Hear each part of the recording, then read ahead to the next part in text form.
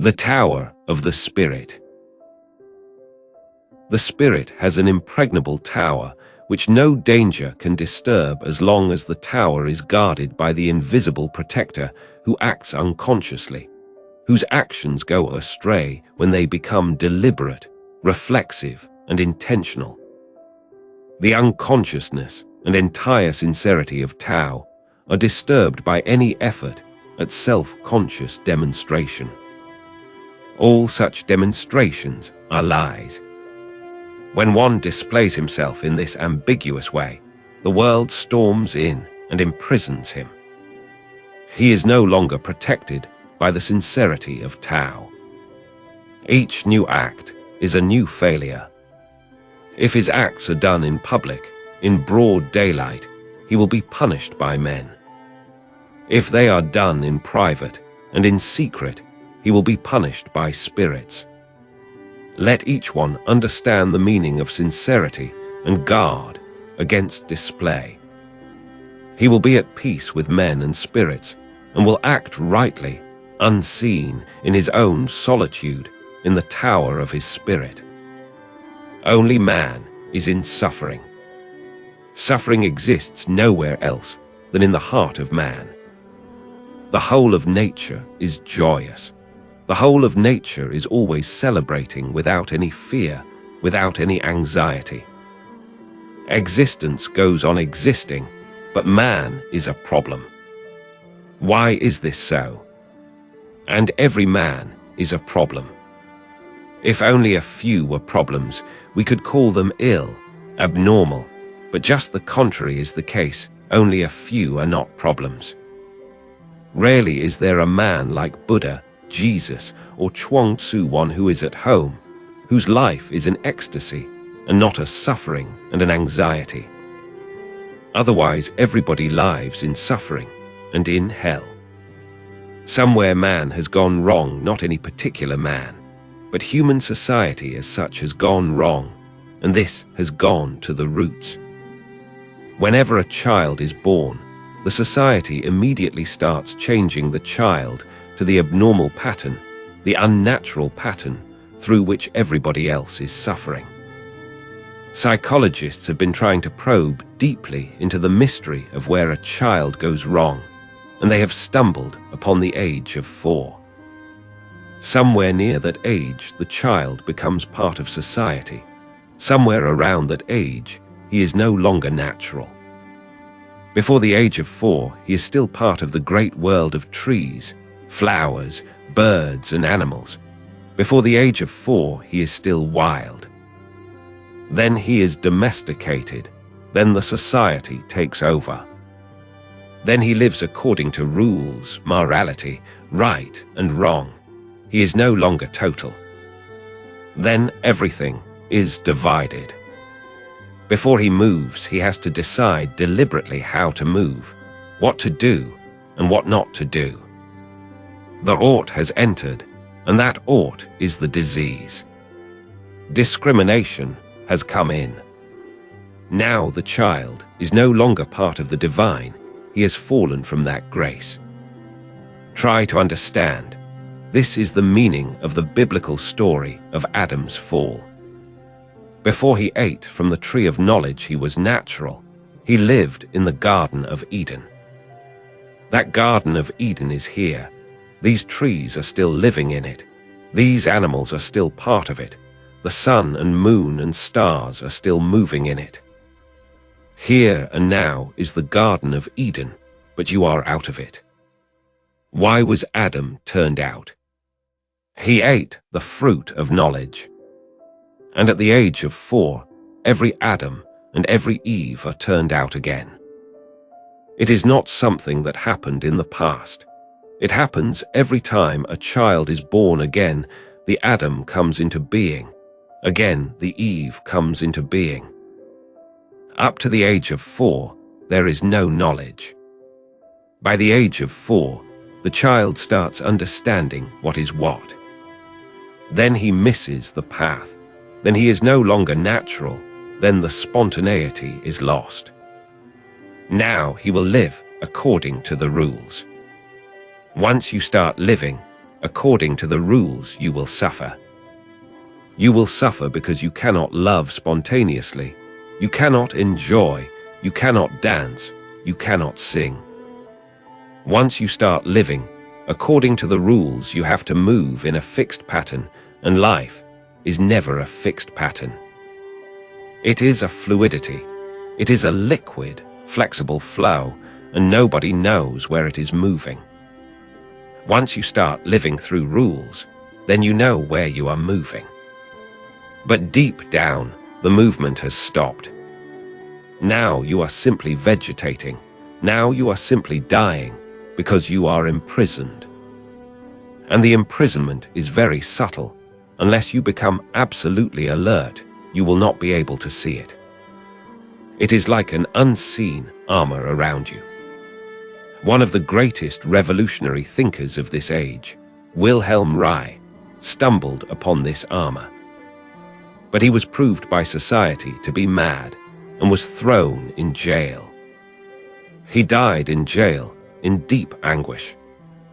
The anguish was this: whatsoever he said was true, but nobody was ready to even listen to him. He came upon the same thing which Zhuangzi talks about in this sutra, the imprisonment. Wilhelm Reich found that every mental disease has a bodily part to it, a parallel part in the body. In the body, something has gone dead, solid.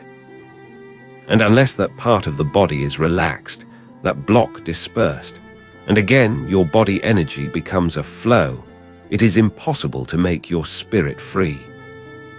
The imprisonment must be broken. The armor must be thrown. For example, look how the child is prohibited from the age of 2. There seems to be a natural enjoyment in playing with one's own body.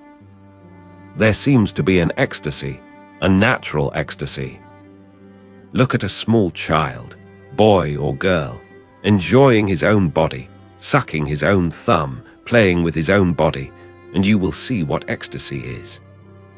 Tremors of ecstasy move all over the body. You can even see the waves passing all over the body. The child is madly ecstatic. But this looks wild to us. Because we have forgotten how to be wild and natural, we will stop the child. This stopping is for 2 reasons. One is that deep down we feel jealous. The second reason is that we were also stopped in our childhood, and man's mind is a repetitive mechanism. Whatsoever has been done to us by our parents, we will do to our children. We feel guilt. Something is wrong. The child is happy, and we feel something is wrong. Remember, whenever a child is happy, don't make the association in his mind that something is wrong. Otherwise, deep down happiness will become something wrong. That is what has happened. Whenever you feel happy, you feel guilty, and whenever you feel sad, you feel happy. What nonsense! Whenever you feel happy, you feel something somewhere is wrong. Whenever you are sad, everything is okay. It is as it should be. This is because whenever a child is happy, immediately, from somewhere, society enters and says no. The child has no conception of what is wrong and what is right. He has no morality. A child is amoral. He knows only happiness and unhappiness. He is wild. And when you say stop, what will the child do? Waves of happiness were moving all over the body from the head to the toe, from the first center of sex to the 7th center of Sahasrara. The Kundalini was awake. Every child comes into this world with his Kundalini functioning. But you say stop, and what will the child do? He will hold his breath. Whenever something has to be stopped, breathing has to be stopped. He will not breathe. He will pull in his stomach because that is the only way to stop those waves. His diaphragm will become rock-like. Again and again, he will pull in his stomach and not allow deep breathing. His diaphragm will become an armor. Now, beyond that block, breathing will never pass. If breathing goes deep, it hits the sex center, and when it hits the sex center, naturally you feel happy all over the body. Waves start moving, energy flows. That is why nobody breathes deeply. When I tell people to breathe chaotically, they come to me and say that it is very dangerous. They feel afraid. What is the fear? The fear is that if you breathe chaotically, you will become wild again. The armor will be broken, and the breath will hit the sex center again. This is how society suppresses you. It creates a gap between the sex center and the breathing. And if breathing does not reach the sex center, then all sources of happiness are blocked. Your stomach becomes rock-like. It does not allow anything to move down, and your body is divided into two. You never identify yourself with the lower body. To you, lower is really something lower. Evaluation has entered. Upper means something higher, something good. Lower means something bad. You never feel identified with your lower body. It is something bad. The devil is there. Adam was turned out, and every Adam and Eve are turned out of the garden. Why? Because they have eaten the fruit of knowledge, and the fruit of knowledge is the most poisonous. If you want to throw out discrimination, deliberate, intentional division, you will have to throw out knowledge. You will have to become children again. Only then can the armor be broken. But there is going to be anguish if you want to try to break this armor, because this armor is your whole ego. You feel good because of it, because you are moral. You feel that you have something superior to others because you are moral. If you break this armor, a chaos will follow. First you have to go mad, and then fear comes. And if you are afraid, you will again suppress. You will again put on the armor, you will even make it stronger. Your imprisonment is very subtle, and now you have become afraid to come out of it. It protects you, it seems. I have heard that in a primary school, the teacher was lecturing her pupils about the law of gravitation. She said in conclusion that because of the law of gravitation, we are able to be on the earth. One small child was very puzzled. He stood up and said that he didn't understand how did we manage to stick to the earth before the law was passed. You think you are here because of the society. You think you are here because of morality and all the nonsense that goes with it. You think you are here because of your Bible, Quran, Gita. No. Nature exists without any laws. It has its own intrinsic laws, but they are not laws passed by men. They don't need your sanction. They are there, and life goes on following them. If you don't interfere, you will reach the goal immediately. If you interfere, then you will be in trouble. So if you are in trouble, anguish and suffering, then know well that you have been interfering with nature. Nothing is possible unless you stop interfering. This is the whole message of Zhuangzi. Don't interfere with nature. Allow it, move with it, trust it. You come out of it. It is your mother, it is the source. And one day you will go back to it. It is the ultimate goal. And in the meantime, why create interference? Why fight? This fighting is now almost ingrained. You will have to go back to your childhood. You will have to regress. You will have to relive those moments when society entered and forced you to interfere.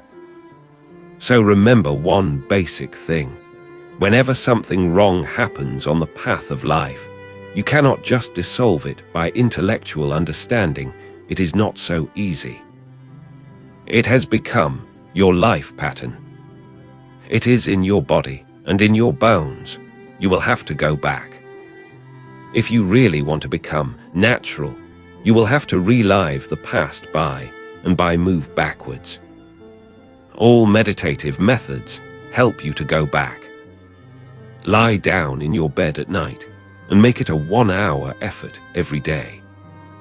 In the beginning, it will be an effort, but soon effortlessness will happen and you will enjoy it. The more you go back, the more you will feel free and great. Nature is vast, and all man-created laws are narrow. They are like tunnels. The more you move into them, the narrower they become. And a moment comes of cul-de-sac. You cannot move anywhere, and the tunnel becomes your grave. That is how everyone is stuck. If you really want to get unstuck, at night, before falling asleep, close your eyes and just go back and try to relive the past. Move slowly. There is no hurry. You cannot do it in one day. It will take almost 3 months. Move slowly. Relive. Do not just remember. Remembering will not help because remembering is intellectual. You remain aloof. It doesn't touch you. Relive. What do I mean when I say relive? Just go back as if it is happening again. In the beginning, it will be as if, but soon it becomes real. Incomplete, your suppressed being is there, struggling to become free. Just go back, and soon, within 3 weeks, you will reach the point where you will know this barrier. Beyond this barrier, you will know you were free, natural, and this barrier created the whole trouble. Since this, you have never been natural. Somewhere you will find your mother, your father, standing at the barrier. That is why you have forgotten so completely. If you remember, you will not be able to remember beyond the age of 4 because the barrier is so big. It has completely blocked things out. Otherwise, why can't you remember beyond the age of 4? Why have you forgotten it so deeply? Your mind was there. You enjoyed, you suffered, you passed through many experiences, so why have you forgotten them all? You have not forgotten. Because of this barrier, you have repressed everything deep down in the unconscious. That is why people go on saying that their childhood was very beautiful. You go on thinking that childhood was paradise. It was not, but it appears so to you because you can't remember. It is a blank. Go slowly. By and by more things will come up. The whole dust of the past has to be stirred up. You will perspire, you will be scared. Your whole mind will say, "What are you doing?" The mind always says go to the future, because then the past remains intact. If you really want to become a meditator, first go to the past. If you have taken a wrong route somewhere at some crossroads, the only way is to go back to the crossroads and move again on the right path. There is no other way. Wherever you are now, from here you cannot suddenly take the right path. There is no right path, you have to go back. And when I say relive, I mean allow it to happen in the body. Remember the first day you touched your sex center and your father or mother told you to take away your hand. Remember their eyes, their face, everything that condemned you. Just see your father standing there again. The same face, the same eyes, the gesture, the condemnation, the whole thing. And not only this, but feel how you felt on that day, the shrinking, the narrowing of your consciousness, the wound they created, the condemnation. A child is so helpless, he has to follow your orders. Whatever you say, he has to follow you. Even if it is against his nature, He has to follow you. He is so helpless, he cannot live without you. He depends on you. See the whole helplessness. Feel it in your body. You may start crying, weeping. You may start kicking. Maybe you would like to hit your father, you didn't do it then, and that is the incompleteness. You will not be able to forgive your father unless you hit him in this moment of reliving. That is why no child can forgive and forget his parents. They are always there because something wrong has happened with them. Go back, relive those moments, and by you will be able to go deeper and deeper. Then suddenly, the tunnel is no more. You have passed the barrier. You are under a wide, infinite sky. You are a child again. Only then Zhuangzi will be understood by you, not before. And Wilhelm Reich and his therapy can be helpful. You can use Wilhelm Reich beautifully on the path of Zhuangzi.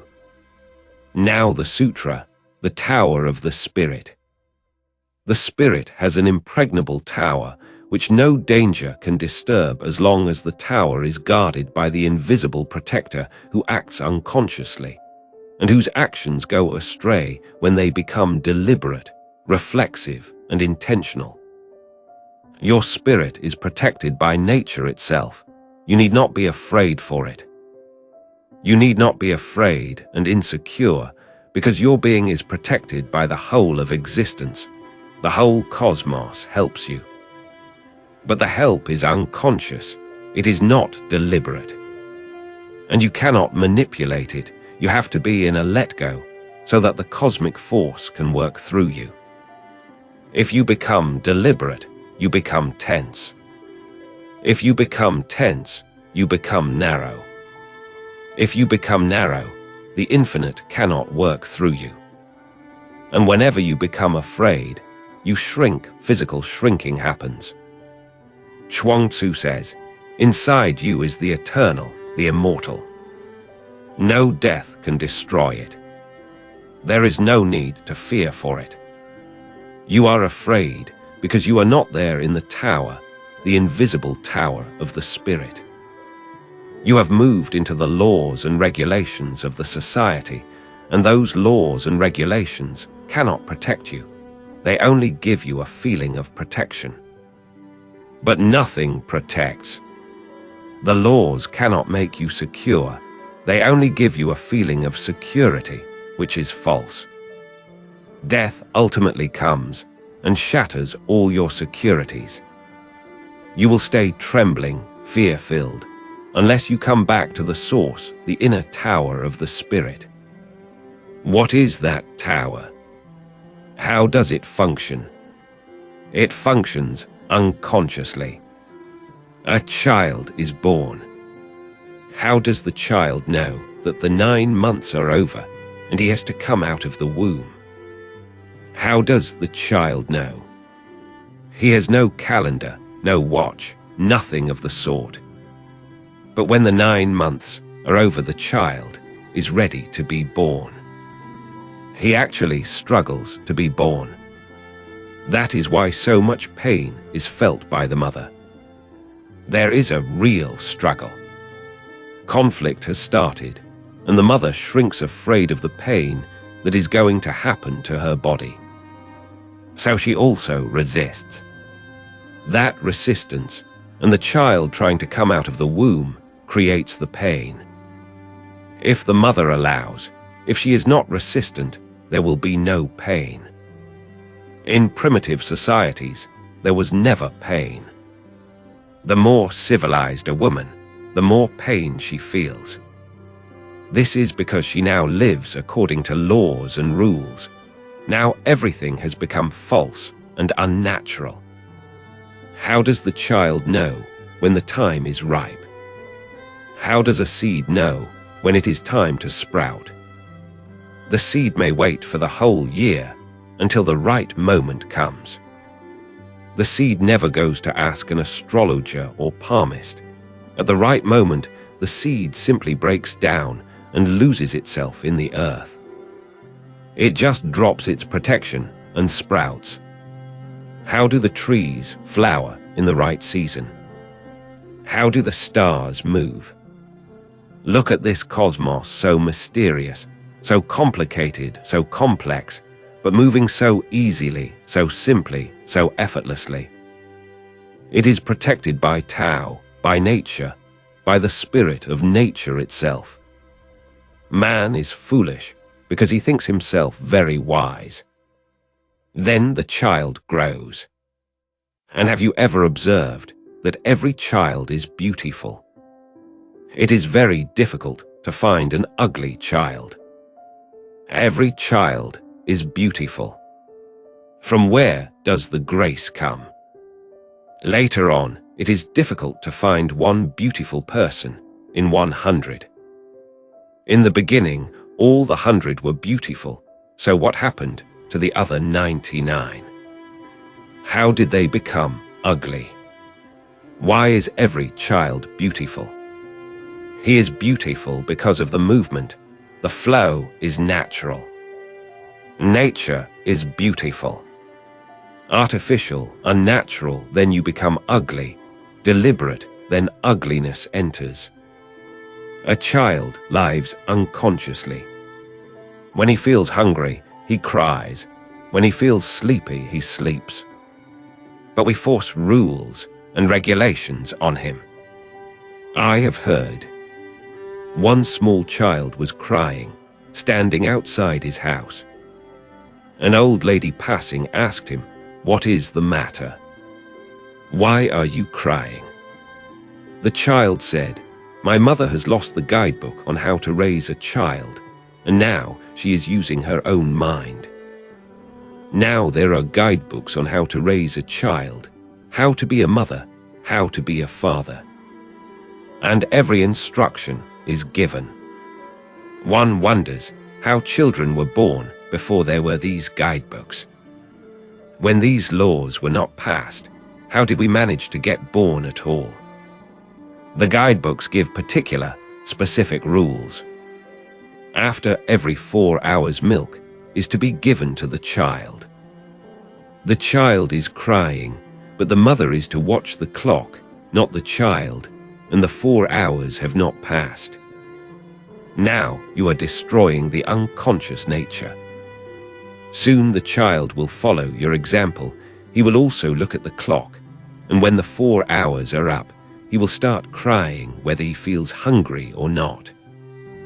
Early in the morning, he has to go to the toilet. Toilet training is such a nuisance. How is the child supposed to have a bowel movement when he doesn't feel one? And his mother is standing there with a very condemnatory look on her face, telling him to do it on order. And the child is crying and weeping, and he doesn't know how to satisfy this mother, and she is simply mad. But sooner or later, the child will force himself. Psychologists have unearthed the fact that 50% of neurosis in humanity is because of toilet training. 50%. The child starts forcing because he has to obey, and he feels guilty if he cannot do it right on time. And whenever he does it naturally, then too he feels guilty because guests were there, and he did it in the drawing room. And how is the child to know that the drawing room is not the right place? He lives unconsciously. He does not know which is the toilet and which is the drawing room. He does not know when guests are there and when they are not, and when he is allowed and when he is not. He does not live according to the rules, but he will obey because he has to follow. He is so helpless, and you are so strong, you will cripple him completely. Look what happens when a child forces himself to go to the toilet. By and by the whole body becomes an artificial mechanism to be manipulated. Then nothing is natural. Then, somehow, he forces himself just to satisfy his parents. When he is not feeling hungry, he starts weeping and crying. You can see it happening. Go to any house. Small children are sitting at tables, tears pouring from their eyes, and eating. They don't feel the hunger right now, and they are right, and the mother is wrong. This is how the child will move on a wrong path. Then, when it is the right time, he will ask for food, and he is not hungry. When he is hungry, he will control it because he is not allowed to ask. This is the way he will lose contact with nature, and to be out of contact with nature is to be neurotic. A child is feeling alive, active. He wants to run and dance. The mother tries to force him to go to sleep. Have you ever thought that this is asking the impossible? Can you deliberately go to sleep, even you? Can the mother deliberately go to sleep? When there is no sleep, what will you do? The child will pretend. He will close his eyes and pretend, only to open them as soon as the mother has gone. This is training him for pretending and making him a hypocrite, all for absolutely useless things. Sleep cannot be forced. There is no way to do it. Otherwise, why is there so much insomnia? Why are so many tranquilizers needed? Why do people spend the whole night tossing and turning in bed? And a child is expected to go to sleep by order and get up by order, and in the Brahma Muhurt, he should get up at 5 o'clock, all in order to be a good child, a goody-goody. Otherwise, he is a bad guy. All those who are natural are bad guys, and all those who are artificial are goody-goody. Now the whole life of this being will suffer. He will go to this priest, and that, this Swami and that, from this master to that, and they will go on giving him things to do this and that, but nothing will be of much help because his whole lifestyle is wrong. Nothing can be added because the whole structure is wrong. The whole structure has to be dropped and a fresh start made. But this seems too much. You have lived for 40, 50 years, and you have much invested in your lifestyle. And you come to me, and I tell you to drop it completely. This is what I mean by sannyas. It is just a decision to drop the whole lifestyle, to change so completely that the past is dropped. And because you no longer identify with it, you drop all the investments you had there and all the profits that you were getting through them. There are profits, otherwise why should you carry such a burden? It pays. Society respects you. You are a respectable person. Society honors you when you follow society. So when I say take a jump into sannyas, I mean change your whole lifestyle. Nothing less will do. I cannot change fragments because you are such a disease. Even if I try to change the fragment, there is no point, because this fragment cannot change the whole. The disease is so big. It is more likely that the disease will change the fragment back again. Unless you are ready to drop totally, nothing can be done. You can meditate, you can do TM, you can close your eyes and do a mantra for 10 minutes in the morning and 10 minutes in the evening. You can go on befooling yourself in many ways, hoping that something will happen without spoiling your lifestyle. That is how Mahesh Yogi is so influential in the West. He never touches your lifestyle. He never says, change yourself. He says you are okay, whatsoever you are. Just a little injection of TM and everything will be okay. LT is just like taking a pill. Your lifestyle is not touched, not at all. Whoever you are, wrong or right, just add this much mantra, to be done for 10 minutes in the morning and evening. Then everything is okay, because the doors of paradise are open and just waiting for you. And man is so foolish that he goes on believing in such tricks. These are just tricks. They can help just like tranquilizers. They may help you to adjust to your wrong lifestyle, and that is the problem. They may help. They may give you an adjustment to your lifestyle, but your lifestyle is basically wrong. So it is better not to be adjusted to it than to be adjusted.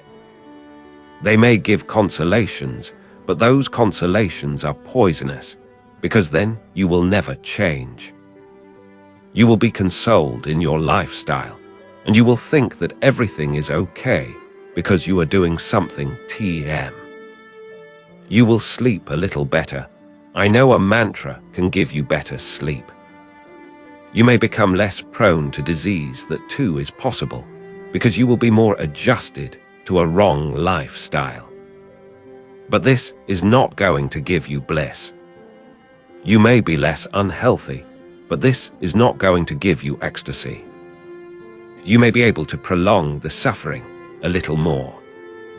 You will be less maladjusted, but you will never become an ecstatic being, a blissful being. You can become a blissful being only when you are ready to drop the whole lifestyle. Nothing less than sannyas can help. The spirit has an impregnable tower which no danger can disturb as long as the tower is guarded by the invisible protector who acts unconsciously, and whose actions go astray when they become deliberate, reflexive, and intentional. Avoid deliberateness, avoid will, avoid intentions.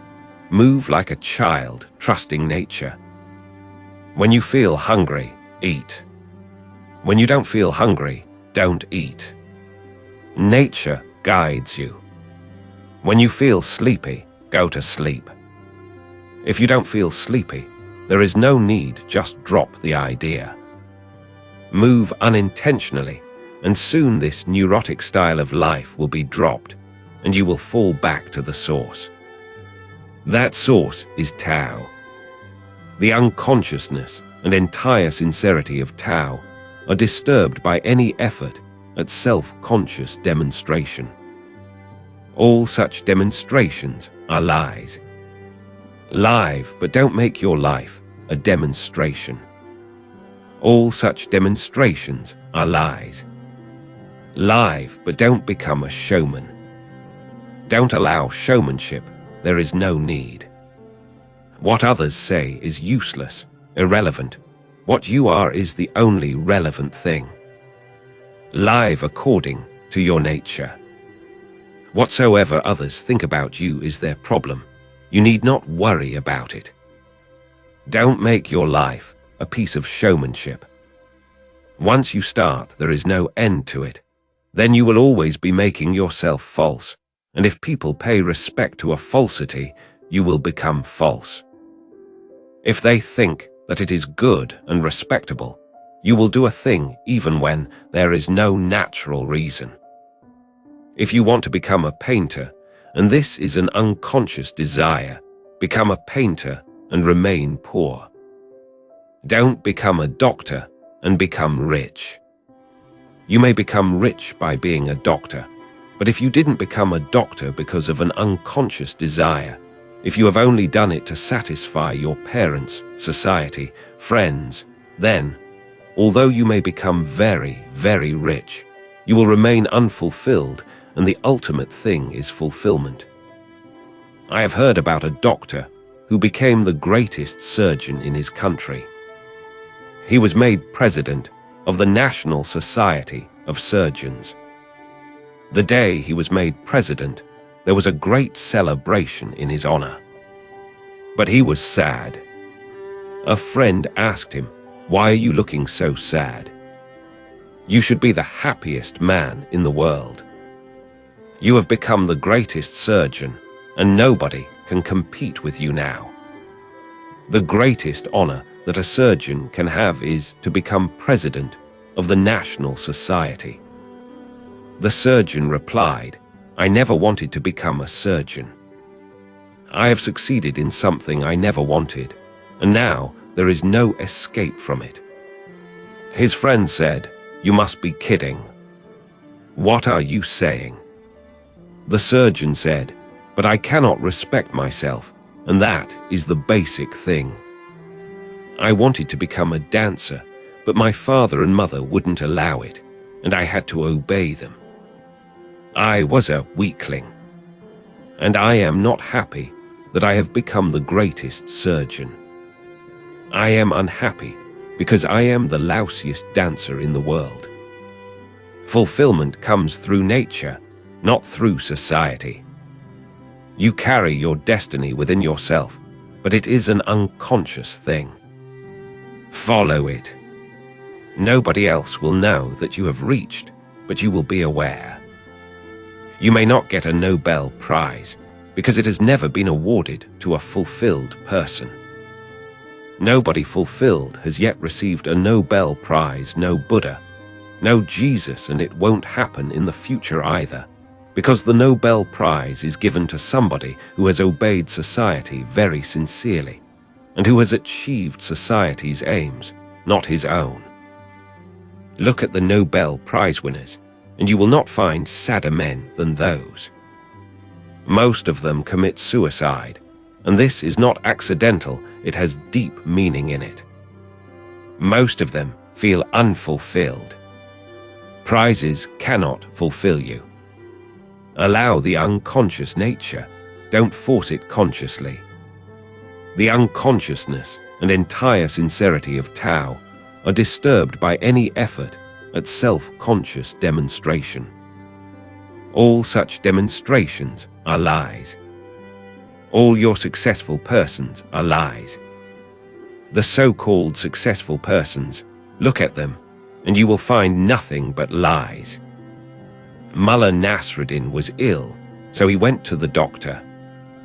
Nasruddin said, "No," and his hands were trembling. Even at that moment, he was drunk, you could smell it on his breath.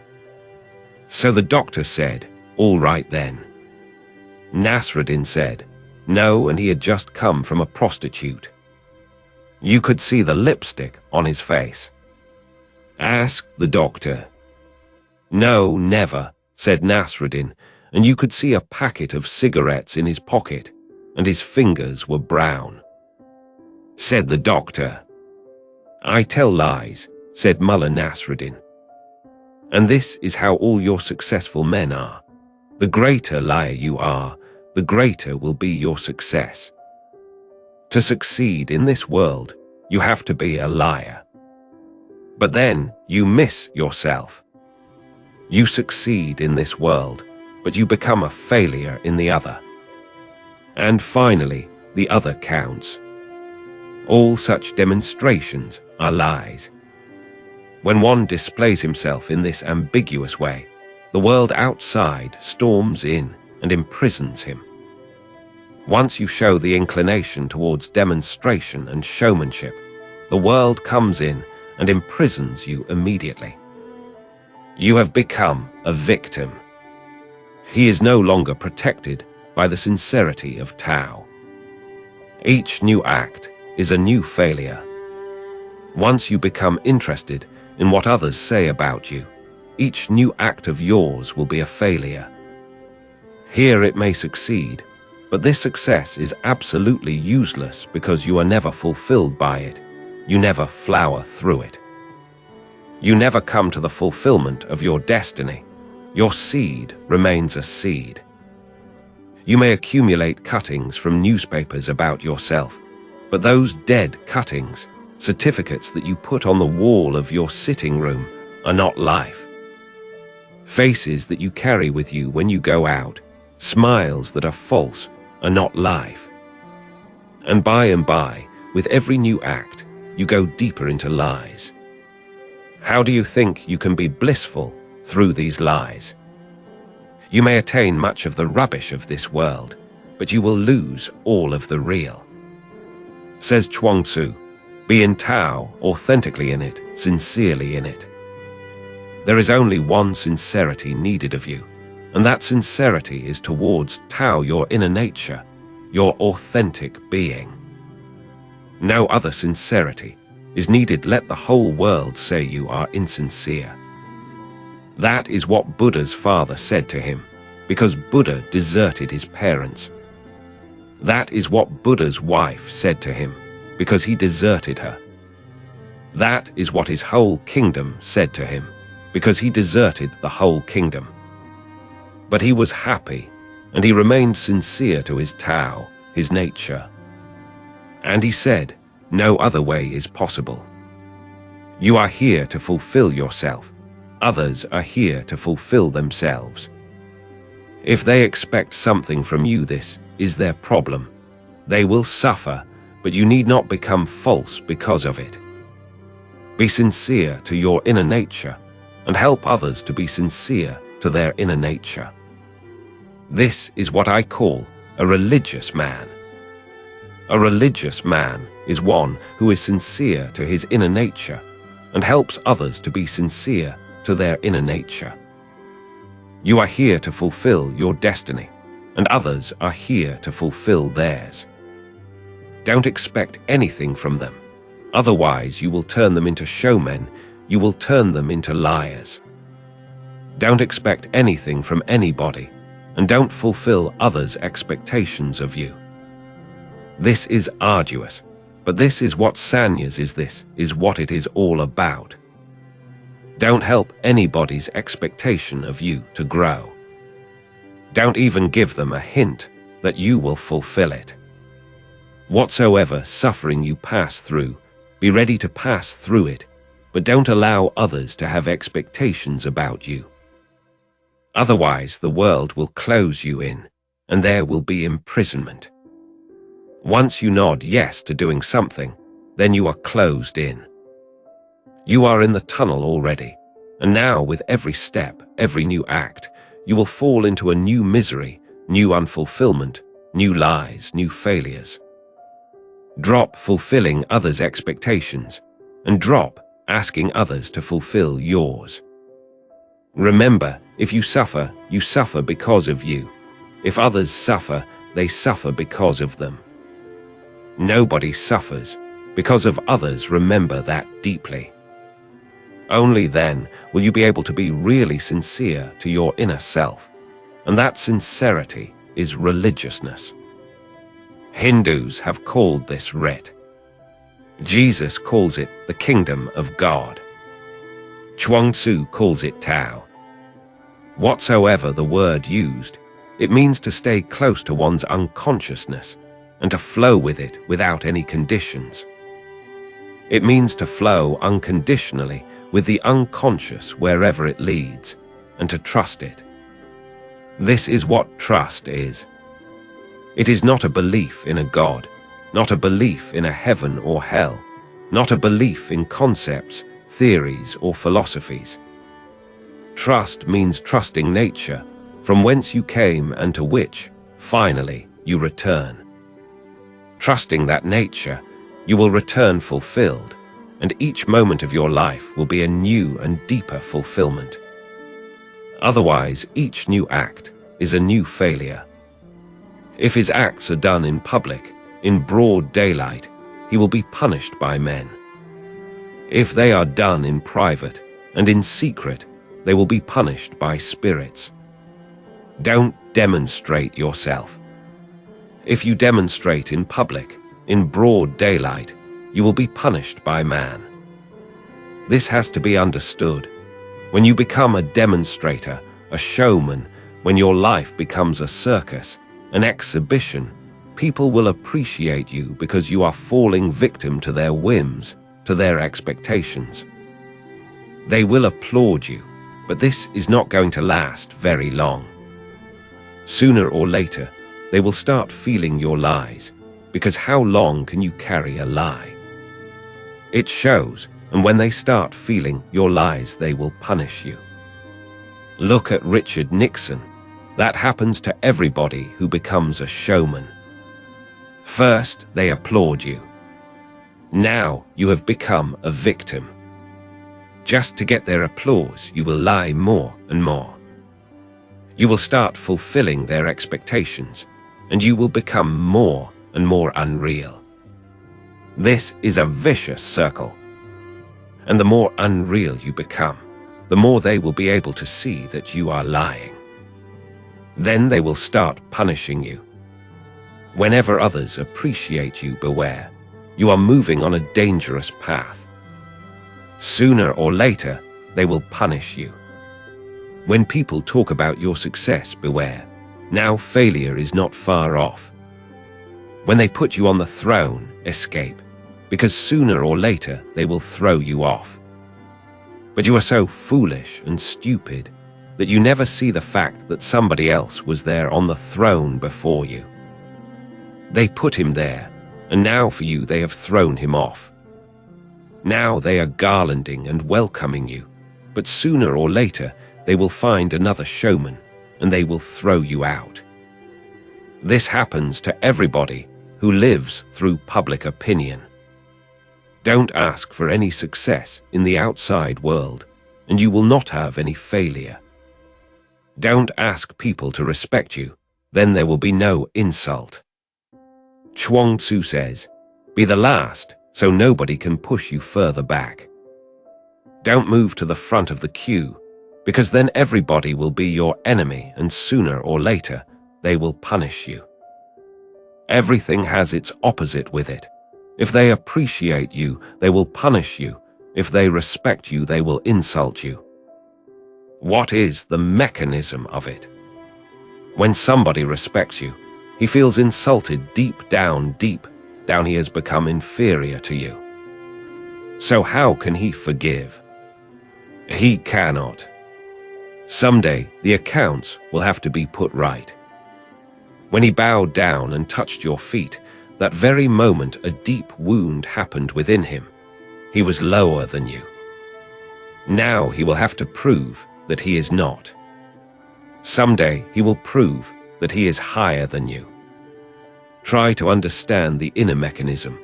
Accounts have to be settled. You cannot go on with an imbalance. Whenever you appreciate somebody, at that very moment, if you are alert, you can find inside that you would also like to insult him. Only a time gap is needed. Sooner or later, it will come up. A man who is wise never asks for your appreciation. If his acts are done in public, in broad daylight, he will be punished by men. If they are done in private and in secret, they will be punished by spirits. It may be that you are not doing your showmanship in public, but in private. People have become so false that even in their bathroom when they are alone, they are liars. Even there, they are not real and authentic. Lies have become so ingrained that you cannot easily put them aside. They follow you. Even in your dreams, you lie even in your dreams. Lies have become so deep-rooted that even there they follow you. If you want to kill your father, you will kill your uncle in your dream. This is how lies follow. Your uncle has not done anything to you, but he is the nearest, and he looks just like your father. Even in your dream, it is difficult to kill your father. That is why dreams become complex, and Freud's and Jung's are needed to interpret them. You bring up the uncle, and Freud will read the father. The uncle is just the symbol nearest to the father. If you do your acts in private, then by nature itself you will be punished. Showmanship has to be punished. That is what Zhuangzi means by the spirit. He means by nature itself you will be punished. If you don't want to be punished, then don't be a showman. Remain natural, whatsoever others say. Just because they say such and such, don't change yourself. Even if they say you are rebellious, criminal, bad, evil, let them think it. Even if they put you on the cross, let them do it, but you remain true to yourself. When Jesus was crucified, he could have escaped. Pontius Pilate was ready to forgive him, but Jesus had to ask for it. He would not ask, because he was authentically true towards his own nature. When Socrates was punished by Athens, there was a condition. Socrates laughed and said, "That is impossible because I cannot be untrue to my own true nature. That is how I am. I will continue my business of talking." He accepted poison, but he would not accept silence. He would not accept having to keep quiet. Be true to yourself and don't look at what others are saying. This is the only way to reach to the divine, because it is the only way to be natural. Let each one understand the meaning of sincerity and guard against display. He will be at peace with men and spirits and will act rightly, unseen in his own solitude in the tower of his spirit. He will be at peace with men and spirits. If you are not in any way interested in showing who you are, you will be at peace with nature and people. Even if they kill you, you will be at peace. Jesus was at peace when he was crucified. Socrates was as peaceful as ever, even when the poison was given. You will be at peace. What does it matter what they do? It does not touch you. You remain aloof, detached in your tower of the spirit. In your inner nature, you are protected. Nothing reaches and penetrates you. He will be at peace with men and spirits and will act rightly, unseen in his own solitude in the tower of his spirit.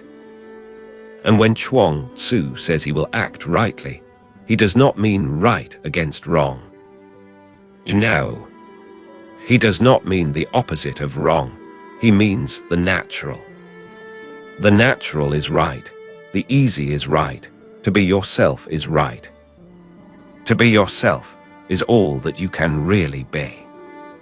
Anything else is to go astray.